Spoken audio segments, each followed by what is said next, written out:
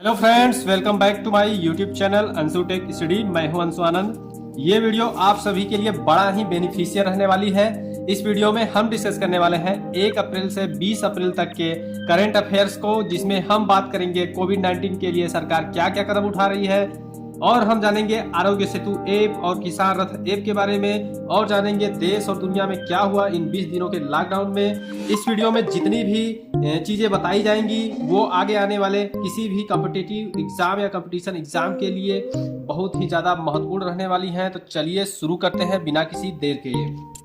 हम पहले इस वीडियो में बात करेंगे कोरोना वायरस अपडेट्स की। तो इंडिया की बात की जाए तो इंडिया में 17,650 से ऊपर लोग जो है कोरोना वायरस से संक्रमित हो चुके हैं, और डेथ जो हुई है 559 से लगभग हुई है। जो अभी मैंने जब आंकड़ा लिया था आज 20 अप्रैल को, तो मैं यहाँ पे इंडिया में 559 दिखा रहा था। ठीक है, रिकवरी जो है 2302 लोगों की हुई है। 2302 लोग क्या है कोरोना वायरस से रिकवर हो चुके हैं। अब पूरा जो है विश्व की बात की जाए तो विश्व में जो है लगभग 24 लाख से ऊपर लोग जो है कोरोना वायरस से इन्फेक्टेड हो चुके हैं, यानी 24,07,255 लोग जो है लगभग कोरोना वायरस से इन्फेक्टेड हो चुके हैं विश्व भर में। और जो है विश्व भर में 1,65,106 के ऊपर जो है मौत हो चुकी है कोरोना वायरस से।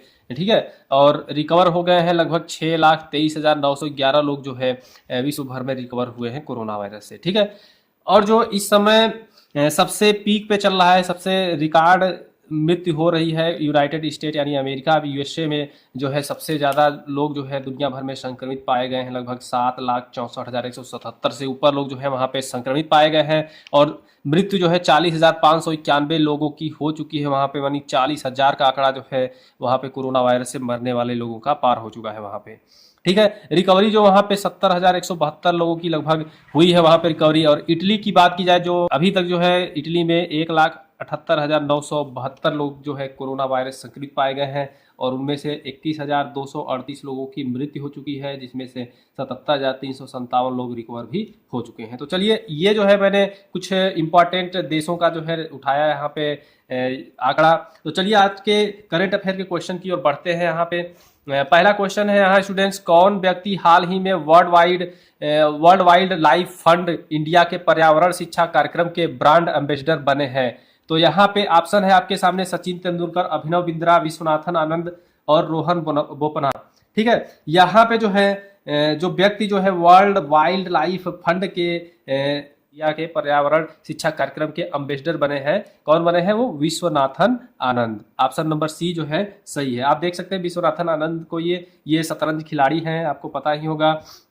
ये जो है WWF का पूरा नाम है, देख लीजिए, वर्ल्ड वाइल्ड लाइफ फंड है। ठीक है, वर्ल्ड वाइल्ड लाइफ फंड में जो है ये करता क्या है आइए जानते ही। इसका जो मुख्यालय है यहाँ पे स्विट्जरलैंड में है। ठीक है, स्विट्जरलैंड में इसका मुख्यालय है, और 1961 में जो है ये इसकी स्थापना हुई थी। वर्ल्ड वाइल्ड लाइफ फंड की स्थापना कब हुई थी? 1961 ईस्वी में। हाल ही में जो है ये जो है ब्रांड एम्बेसडर बने हैं विश्वनाथन आनंद। ये क्या करेंगे? इंडिया में पर्यावरण शिक्षा के कार्यक्रम को प्रमोट करेंगे, इंडिया के पर्यावरण शिक्षा के कार्यक्रम को प्रमोट करेंगे। वर्ल्ड वाइल्ड लाइफ फंड का क्या उद्देश्य है? पर्यावरण का ये संरक्षण के लिए उससे संबंधित अनुसंधान और उनका रख रखाव जो है इन सब विषयों पे जो है अध्ययन वर्ल्ड वाइल्ड लाइफ फंड करता है। ठीक है, आइए नेक्स्ट पॉइंट की ओर बढ़ते हैं। यहाँ पे दूसरा क्वेश्चन है, केंद्र सरकार ने हाल ही में किसानों के लिए एक मोबाइल ऐप लॉन्च किया है जिसका नाम है। ठीक है, अभी मैंने शुरू में ही बताया था कि एक जो है ऐप केंद्र सरकार यानी सेंट्रल गवर्नमेंट में ने किसानों के हेल्प के लिए, कि कोविड-19 लॉकडाउन के दौरान जो है एक ऐप लॉन्च किया गया है केंद्र सरकार द्वारा। तो उसका नाम जो है किसान रथ। ऑप्शन नंबर बी जो है सही इसका आंसर है। किसान रथ जो है आप देख सकते हैं, इसका आइकन आप इसे प्ले स्टोर से डाउनलोड कर सकते हैं। आइए इसके बारे में जानते हैं क्या है ये किसान रथ ऐप। किसान रथ ऐप जो है, यहाँ पे अगर बात करें किसान रथ ऐप के बारे में, तो किसान रथ ऐप जो है अंग्रेजी, हिंदी, गुजराती, मराठी, तमिल, कन्नड़, तेलुगु भाषा, ये लगभग 3, 3, 6, 2, 8 भाषाओं में उपलब्ध है ये। ठीक है, किसान रथ का उपयोग जो है किसान कर सकते हैं, और व्यापारी जो खरीदते हैं उनका जो है प्रोडक्ट वगैरह, जैसे हो गया सब्जियां, फल, ठीक है, अनाज वगैरह, किसान जो है ये उसमें बेच सकते हैं इसके द्वारा, किसान रथ ऐप के द्वारा। और अपनी जो है प्रोडक्ट की पहुंच जो है मंडियों तक जो है बना सकते हैं। समझ में आया? किसान रथ ऐप का उद्देश्य जो है लॉकडाउन की स्थिति में जो है सब्जियों और फसलों की खरीद बिक्री के लिए ये लगभग ये जो है स्पेशली लॉकडाउन की स्थिति में सब्जियों और फसलों की खरीद बिक्री के लिए भी लॉन्च किया गया है। ठीक है, आपने सुना होगा ई नाम ऐप ये भी जो है ऑनलाइन जो है किसी से खरीदारी रिलेटेड ऐप था। ठीक है, अभी जो है यूपी में भी जो है ऑनलाइन खरीद हो रही है गेहूं की, आपने सुना ही होगा। इसके लिए किसानों को पंजीकरण करना पड़ता है।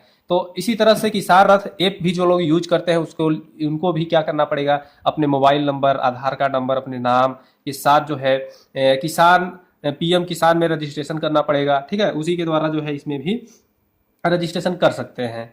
और कई सारे इसमें जो है सुविधाएं दी गई हैं, जैसे कि परिवहन किसानों को जो है और व्यापारियों को परिवहन वाहनों के बारे में जानकारी भी मिलेगी इसके द्वारा। समझा? और इसके द्वारा जो है किसान जो है तय समय और स्थान पर जाकर फल, सब्जियों और अनाज को बेच सकेंगे। यानी मतलब किसान के लिए बढ़िया मार्केट जो है तय समय पर मिल जाएगा, जिससे जो है उनको खासा दाम अपने उत्पादन का मिल सकेगा। ठीक है, और इस ऐप के जरिए जो है ट्रांसपोर्ट सामान की ढुलाई के लिए भी गाड़ियों का रजिस्ट्रेशन हो सकता है। इसमें अभी लगभग 5,50,000 जो है टोटल इसमें ट्रक जो है रजिस्टर्ड हो चुकी है इसमें ढुलाई के लिए किसानों के सामान के। ठीक है, इसमें क्या करना होगा कि किसानों को अपना जो है यहाँ पे दाम वगैरह भी तय कर सकते हैं। किसान जो है व्यापारियों से अपना मोल भाव कर सकते हैं इस ऐप के द्वारा। इससे ओला उबर भी सुनने में आया है, किसान बुक कर सकते हैं। नेक्स्ट पॉइंट की ओर बढ़ते हैं। अगला क्वेश्चन है, विश्व हीमोफीलिया दिवस हर वर्ष कब मनाया जाता है? तो विश्व हीमोफीलिया दिवस स्टूडेंट्स हर वर्ष जो है 17 अप्रैल को मनाया जाता है। तो ऑप्शन नंबर ए जो है 17 अप्रैल को विश्व हीमोफीलिया दिवस हर वर्ष मनाया जाता है। नेक्स्ट क्वेश्चन की ओर बढ़ते हैं। यहाँ पे दिया है, कौन व्यक्ति हाल ही में credit rating agency care ratings के लिए नए एमडी मैनेजिंग डायरेक्टर और सीईओ यानी चीफ एग्जीक्यूटिव ऑफिसर बने हैं? तो ऑप्शन आपके सामने है, सुखदेव सिन्हा, रविंद्र चौधरी, अजय महाजन और आशीष पाटेकर। तो यहाँ पे जो है ऑप्शन नंबर सी जो है अजय महाजन जो है हाल ही में credit rating agency care ratings के नए एमडी और सीईओ बने हैं। नेक्स्ट क्वेश्चन की ओर बढ़ते हैं। यहाँ पे अगला क्वेश्चन है स्टूडेंट्स आपके स्क्रीन पर, हाल ही में कौन दुबई स्थित क्रिकेट अकादमी क्रिक किंगडम, कौन सी अकादमी?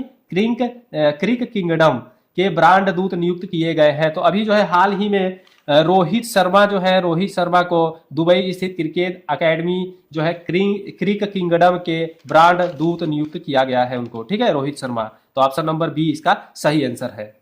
नेक्स्ट क्वेश्चन की ओर बढ़ते हैं। यहाँ छठवां क्वेश्चन है आपके सामने स्क्रीन पर, हिमाचल दिवस हर वर्ष कब मनाया जाता है? तो हिमाचल दिवस की बात करें तो हर वर्ष जो है 15 अप्रैल, ऑप्शन नंबर ए जो है सही है इसका, 15 अप्रैल को हर वर्ष जो है हिमाचल दिवस मनाया जाता है। नेक्स्ट क्वेश्चन की ओर बढ़ते हैं। यहाँ पे दिया है, हाल ही में हुई घोषणा के मुताबिक किस देश को एशियाई मुक्केबाजी चैंपियनशिप 2020 की मेजबानी मिली है? तो आप यहाँ पे आपके सामने ऑप्शन है स्टूडेंट्स, बांग्लादेश, चीन, भारत और पाकिस्तान। तो यहाँ जो ऑप्शन सही है वो सी जो है भारत सही है आंसर। ठीक है, भारत को जो है हाल ही में एशियाई मुक्केबाजी चैंपियनशिप 2020 की मेजबानी मिली है। तो आइए जानते हैं इसके बारे में। तो ये जो है एशियाई जो है मुक्केबाजी चैंपियनशिप जो है नवंबर दिसंबर में होने वाली है, नवंबर से दिसंबर के बीच में होगी 2020 में। मेजबानी करेगा भारत यहाँ पे, यानी इसका आयोजन वगैरह की व्यवस्था वगैरह भारत की जिम्मेदारी सौंपी गई है। समझ में आया? तो इसमें जो है बहुत सारे मुक्केबाज लोग यहाँ पे, जैसे बड़े बड़े मुक्केबाज खिलाड़ी जो है वहाँ पे जुटे थे। वीडियो कॉन्फ्रेंसिंग के द्वारा ये तय किया गया था कुछ दिन पहले ही, लगभग 14 या 15 अप्रैल को, कि एशियाई मुक्केबाजी चैंपियनशिप जो है भारत को मिलेगा। ठीक है, इसका मेजबानी जो है भारत करेगा इस बार। नेक्स्ट क्वेश्चन की ओर बढ़ते हैं। अगला क्वेश्चन है यहाँ करंट अफेयर का, हाल ही में कोविड-19 के लिए पूल परीक्षण शुरू करने वाला भारत का पहला राज्य कौन सा बना है? तो हाल ही में जो है कोविड-19 के पूल परीक्षण के लिए भारत में एक राज्य को जो है पूल परीक्षण के लिए चुना गया है। तो पहला राज्य कौन सा बना है? उत्तर प्रदेश। उत्तर प्रदेश जो है कोविड-19 के लिए पूल परीक्षण करेगा। तो ये पूल परीक्षण होता क्या है, आइए इसके बारे में जानते हैं। तो कोविड-19 वायरस जो है आजकल भारत में बहुत ही तबाही मचा रहा है। जैसे कोविड-19 के कारण जो है पूरा देश जो है लॉकडाउन में चल रहा है। 3 मई तक यहाँ पे लॉकडाउन चल रहा है। ठीक है, आज 20 हो गया, कुछ दिन और 13-14 दिन और लॉकडाउन चलेगा। इसके बारे में आइए जानते हैं पूल परीक्षण क्या होता है। ये एक तरह की कोविड-19 या कोरोना वायरस से संक्रमित लोगों के जांच की ये क्या है तकनीकी विकसित की गई थी। इसके बारे में आइए जानते हैं क्या है ये।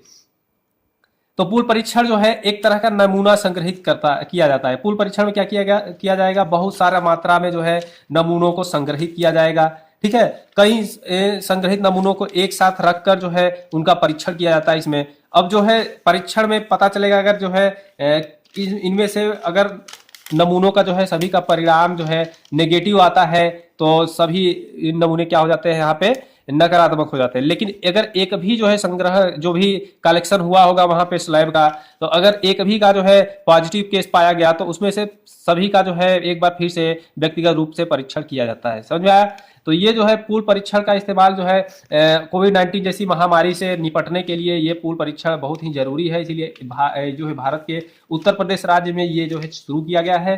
अप्रत्यक्ष सामुदायिक प्रसार होता है इसका। आप जानते हैं कि ये छूने से भी बीमारी फैल रही है, हवा से फैल रही है, ठीक है। व्यक्ति के जो है संक्रमित व्यक्ति के संपर्क में आने से, उसके साथ खाने पीने बैठने ओढ़ने, ठीक है, इस तरह से भी जो है ये महामारी फैल रही है और विशाल संक्रमित स्तरीय संक्रमण हो रहा है इसमें, ठीक है। विशाल संक्रमण हो रहा है, मतलब हाई लेवल का संक्रमण इसमें पाया जा रहा है। आप देख रहे होंगे अमेरिका में जो है लगभग 40,000 से ऊपर लोग मर चुके हैं और इंडिया में 560 लोग लगभग मर चुके हैं, ठीक है, कोविड-19 से। इंडिया में जो संख्या चल रही है संक्रमित लोगों की 17,000 से प्लस 17,650 से प्लस जो है संख्या इस समय संक्रमित लोगों की इंडिया में हो चुकी है। तो इसलिए जो है पूल परीक्षण बहुत ही जरूरी है। नेक्स्ट क्वेश्चन की ओर बढ़ते हैं। यहाँ पे अगला क्वेश्चन है, पर्यटन मंत्रालय ने हाल ही में किस नाम से एक वेबिनार श्रृंखला शुरू की है, ठीक है। पर्यटन मंत्रालय का जो है पर्यटन के विकास के लिए पर्यटन मंत्रालय है। तो इन्होंने देखिए एक जो है वेबिनार श्रृंखला शुरू की गई है। इसमें जो है वेबिनार मतलब आप समझ रहे वेब सीरीज समझ ही रहे होंगे आप लोग। वेब सीरीज में वीडियो के माध्यम से जो है भारत के संस्कृति का, पर्यटन का, ठीक है, अच्छे स्थानों का और यहाँ की संस्कृति कैसी है, बोलचाल, लोगों का रहन सहन, इन सारी चीजों को इसमें दर्शाया जाएगा और इससे जो है भारत के बारे में लोग जो है नहीं जानते हैं उसको जान सकेंगे। तो ये जो है देखो अपना देश नामक जो है ये वेबिनार श्रृंखला शुरू की गई है पर्यटन मंत्रालय द्वारा। तो पर्यटन मंत्रालय ने जो है 14 अप्रैल 2020 जो है 20 को जो है देखो अपना देश नामक जो है वेबिनार श्रृंखला शुरू किया है। कब शुरू किया है? 14 अप्रैल 2020 से। इसमें क्या होगा, भारत की संस्कृति विरासत की गहरी और विस्तृत जानकारी प्रदान की जा सकेगी। मतलब इसके द्वारा जो है भारत के बारे में विस्तृत जानकारी, जैसे उसकी संस्कृति हो गई, विरासत और धरोहर जितने भी हैं, ये सारी चीजों की विस्तृत जानकारी इसमें प्रदान की जाएगी। और वेबिनारों की श्रृंखला एक विशिष्टता वाली होगी, ठीक है। इसमें क्या होगा कि मंत्रालय जो है अपने स्मारक, जितने भी स्मारक होंगे देश में, और पाक शैली, जो भारत के हर एक राज्य में अलग अलग प्रकार के खान पान की शैली, तो पाक शैलियाँ का भी अध्ययन इसमें बताया जाएगा इसमें, ठीक है। कई प्रकार की कलाएं, जैसे नृत्य कलाएं और बहुत कलाएं होंगी यहाँ पे, नृत्य के रूपों सहित भारत के विविध उल्लेखनीय इतिहास और संस्कृति को प्रदर्शित इसमें किया जाएगा। समझ में आया? इससे क्या होगा कि लोगों को बहुत सारी जानकारी मिल सकेगी जो अपने देश के बारे में नहीं जानते हैं। तो देखो अपना देश के द्वारा जो है वेबिनार श्रृंखला के द्वारा इसमें वीडियो के माध्यम से देखा जाएगा इसमें, ठीक है। संस्कृति को जो है प्रदर्शित करने की दिशा में काम होगा यहाँ पे, जिसमें प्राकृतिक परिदृश्य होगा और त्योहार वगैरह, समृद्ध भारतीय संस्कृति की सभ्यता के अन्य पहलू भी इसमें शामिल होंगे। हम बात करें पर्यटन मंत्रालय की, तो पर्यटन केंद्रीय पर्यटन एवं संस्कृति राज्य मंत्री जो है कौन है? प्रहलाद सिंह पटेल है। कौन है? प्रहलाद सिंह पटेल हैं। इन्होंने ही ये घोषणा की है कि देखो अपना देश नामक वेबिनार श्रृंखला शुरू किया है। समझ में आया? नेक्स्ट क्वेश्चन की ओर बढ़ते हैं। कौन भारतीय हाल ही में अंतर्राष्ट्रीय मुद्रा कोष IMF के बाहरी सलाहकार समूह के सदस्य बने हैं? यानी कौन भारतीय हाल ही में अंतर्राष्ट्रीय मुद्रा कोष IMF के बाहरी सलाहकार समूह के सदस्य बने हैं? तो ऑप्शन आपके सामने है। तो ऑप्शन नंबर सी जो है सही आंसर है। रघुराम राजन जी जो है हाल ही में अंतर्राष्ट्रीय मुद्रा कोष के बाहरी सलाहकार समूह के सदस्य बने हैं। तो ऑप्शन नंबर सी इसका सही। आइए जानते हैं। रघुराम राजन जो है पूर्व में जो है RBI के गवर्नर रह चुके हैं। समझ में आया? ये 3 साल इन्होंने वर्क किया था एज ए गवर्नर भारत के RBI बैंक में, ठीक है। तो यहाँ जो है अंतर्राष्ट्रीय मुद्रा कोष में जो है आपको पता होगा अंतर्राष्ट्रीय मुद्रा कोष IMF की जो है प्रमुख है क्रिस्टलिना जॉर्जिवा। मतलब टोटल 12 लोग जो है इसमें शामिल होंगे सदस्यों में, ठीक है।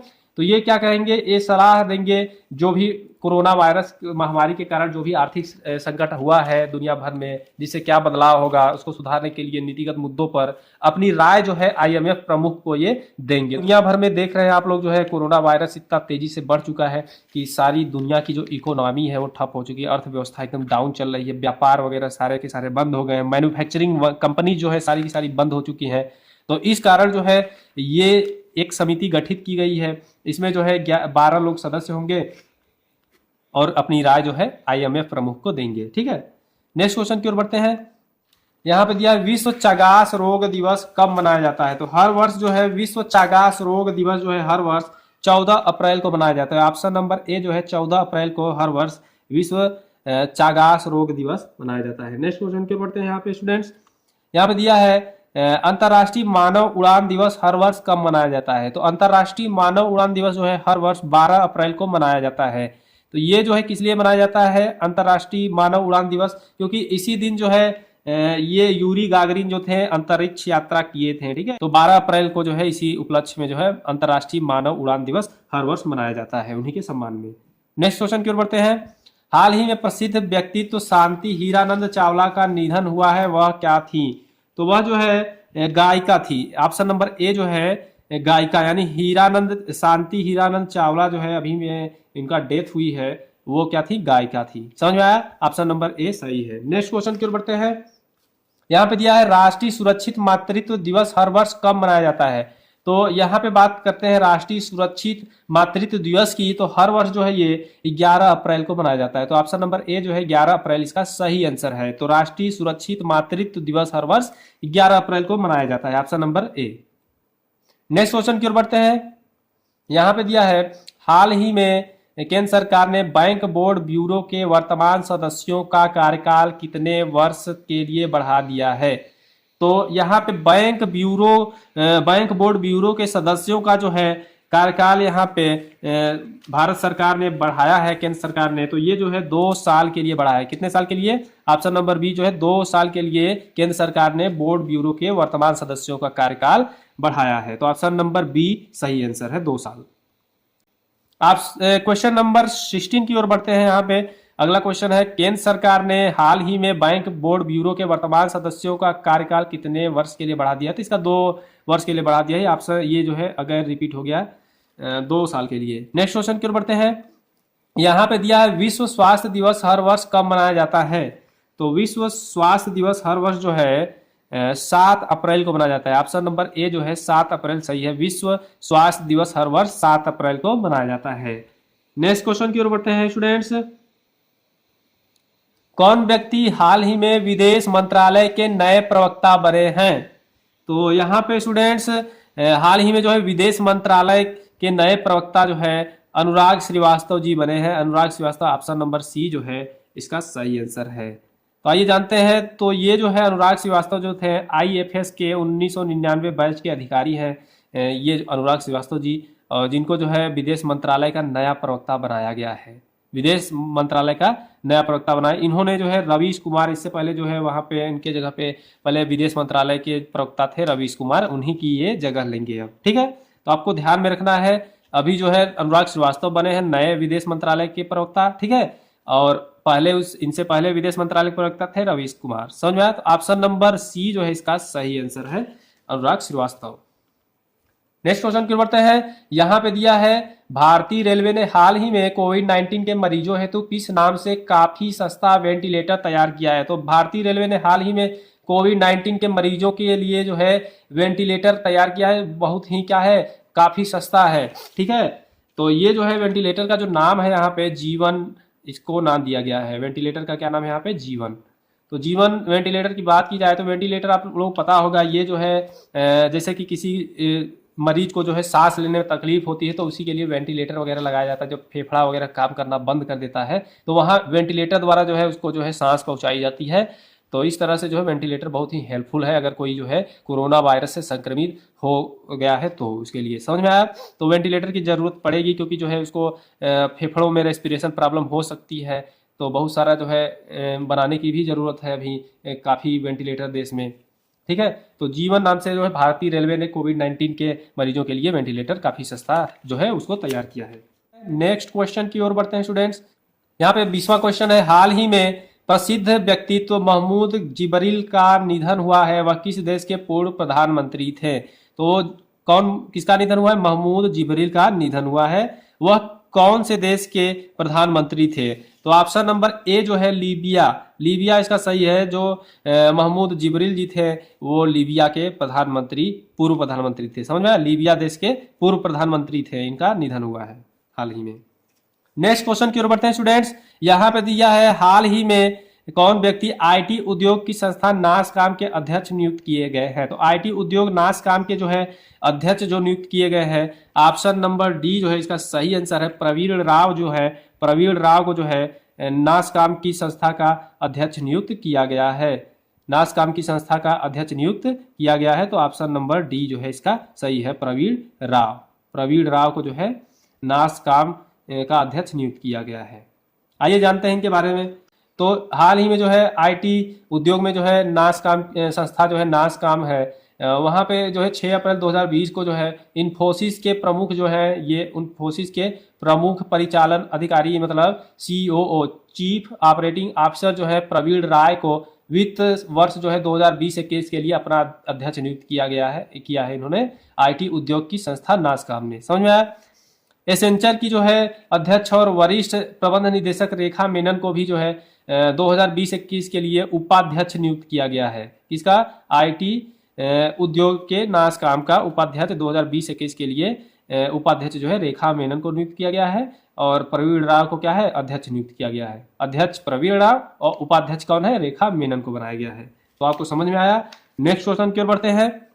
यहाँ पे जो है अगला क्वेश्चन है, हाल ही में प्रसिद्ध व्यक्तित्व MK अर्जुन का निधन हुआ है, वह थे।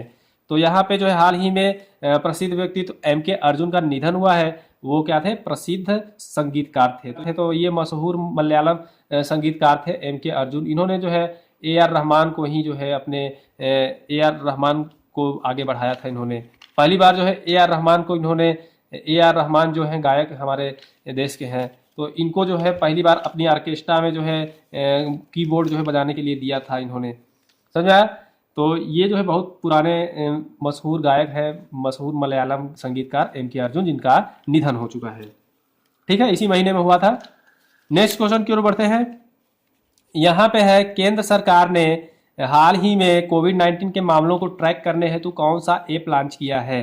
तो हाल ही में केंद्र सरकार ने एक ऐप लॉन्च किया है, आपको पता ही होगा, आरोग्य सेतु ऐप। इसके जो है प्ले स्टोर पे जो है 10 मिलियन से ज़्यादा डाउनलोड्स हो चुके हैं। तो कोविड-19 के मामलों को ट्रैक करने के लिए ये ऐप लॉन्च किया गया था, इसका नाम है आरोग्य सेतु। आइए जानते हैं आरोग्य सेतु ऐप है क्या। तो ये जो है खासकर जो है कोविड-19 के जो है मरीजों को जो है, या फिर जो है जो संक्रमित नहीं है, उनको भी डाउनलोड करने की ज़रूरत है, क्योंकि जो इससे पता चलेगा कि कौन लोग संक्रमित हैं, कौन लोग नहीं संक्रमित हैं। अगर उनके पास जाएंगे तो ये जो है ऐप ऑटोमेटिक अलर्ट कर देगा। ये ब्लूटूथ और GPS के सिस्टम पर काम करता है। ये संक्रमित व्यक्ति के संपर्क में आने पर ही ये अलर्ट कर देगा, जो भी उपयोग करता होगा। ठीक है, ये जो है सर्वोत्तम जो है चिकित्सीय सलाह भी इसे अवगत कराएगा ये ऐप। समझ में आया? और इसमें जो है प्राइवेसी का पूरा ख्याल रखा गया है। और ये ऐप जो है भारत की 11 भाषाओं में लॉन्च हुआ है। ठीक है, 11 भाषाओं में ये अवेलेबल है। तो ये जो प्ले स्टोर से आप भी डाउनलोड कर लीजिए आरोग्य सेतु ऐप को, अपने आप को रजिस्टर करिए उसमें। और इसके जो डाउनलोड्स हैं आरोग्य सेतु ऐप के 10 मिलियन यानी 1 करोड़ से ज़्यादा डाउनलोड्स हो चुके हैं आरोग्य सेतु ऐप के। नेक्स्ट क्वेश्चन की ओर बढ़ते हैं। यहाँ पे अगला क्वेश्चन है, हाल ही में हुई घोषणा के अनुसार किस देश को एशियाई युवा खेल 2020-21 की मेजबानी मिली है? तो हाल ही में जो है एशियाई युवा खेल 2021 की मेजबानी जो है चीन देश को मिली है। ऑप्शन नंबर सी जो है, चीन को एशियाई युवा खेल 2021 की मेजबानी मिली है। नेक्स्ट क्वेश्चन की ओर बढ़ते हैं।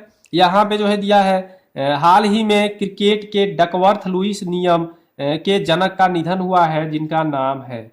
तो ये जो है डकवर्थ लुईस जो है नियम है, ये क्रिकेट के क्षेत्र में दिया जाता है। ठीक है, क्रिकेट के क्षेत्र में ये नियम है, जब जैसे बारिश वगैरह हो जाती है तो ये नियम लागू किया जाता है। ये कम ओवर वाले मैचों के लिए लागू होता है। तो इसका जो है जो खोजकर्ता थे इस नियम के, वो कौन थे? Tony Lewis. कौन थे ये? Tony Lewis. Option number B जो है टोनी लुईस जो है, नहीं, टोनी लुईस जो है इसके खोजकर्ता थे या जनक थे, उनका निधन हुआ है। तो आइए जानते हैं डकवर्थ लुईस नियम क्या है। तो ये जो है सीमित ओवरों की क्रिकेट में बारिश से प्रभावित मैचों के लिए डकवर्थ लुईस स्टर्न नियम लागू किया गया है। ठीक है, पहले इसका नाम डकवर्थ लुईस था और 2014 में इसका जो है नाम जो है स्टर्न भी हो गया था, डकवर्थ लुईस स्टर्न विधि दे दिया गया। ठीक है, ये मैथमेटिक फार्मूला होता है, एक तरह का मैथमेटिकल फार्मूला होता है जो कम ओवर वाले मैचों के लिए लागू होता है जब बारिश हो जाए तो। दुनिया भर में जो है बारिश प्रभावित सीमित ओवरों के क्रिकेट मैचों में उपयोग किया था, मैंने पहले ही बता चुका। ठीक है, और अगला पॉइंट है इसमें कि ये जो है 2015 में पहली बार आईसीसी वर्ल्ड कप में लागू किया गया था। ठीक है, पहली बार डकवर्थ लुईस नियम का उपयोग कब किया गया था? 2015 में आईसीसी वर्ल्ड कप में लागू किया गया था, जो है ऑस्ट्रेलिया और न्यूजीलैंड के बीच में खेला गया था। ऑस्ट्रेलिया और न्यूजीलैंड के बीच में खेला गया था आईसीसी वर्ल्ड कप, उसमें जो है डकवर्थ लुईस स्टर्न नियम को लागू किया था पहली बार 2015 में। समझ में आया? तो डकवर्थ लुईस स्टर्न नियम का जो है जनक कौन थे? Tony Lewis. समझ में आया? नेक्स्ट क्वेश्चन की ओर बढ़ते हैं। हाल ही में भारत में फंसे विदेशी पर्यटकों की सहायता के लिए कौन सा पोर्टल शुरू किया गया है? ठीक है, तो भारत में जो है विदेशी पर्यटक जो भी रह रहे हैं कोविड-19 के लॉकडाउन के चलते जो है वो फंस चुके हैं, कहीं आ जा नहीं पा रहे, तो उनके लिए एक पोर्टल शुरू किया गया है उनको घर पे भेजने के लिए। तो ये जो है पोर्टल का जो नाम है यहाँ पे ऑप्शन नंबर बी जो है सही है, stranded in India. Stranded in India एक तरह का पोर्टल है जो भारत में फंसे विदेशी पर्यटकों की सहायता हेतु लॉन्च किया गया है। समझ में आया? नेक्स्ट क्वेश्चन की ओर बढ़ते हैं। अगला क्वेश्चन है स्टूडेंट्स, ओडिशा स्थापना दिवस हर वर्ष कब मनाया जाता है? तो बात करें ओडिशा स्थापना दिवस की, तो हर वर्ष जो है ओडिशा स्थापना दिवस 1 अप्रैल को मनाया जाता है। कब मनाया जाता है? 1 अप्रैल को मनाया जाता है।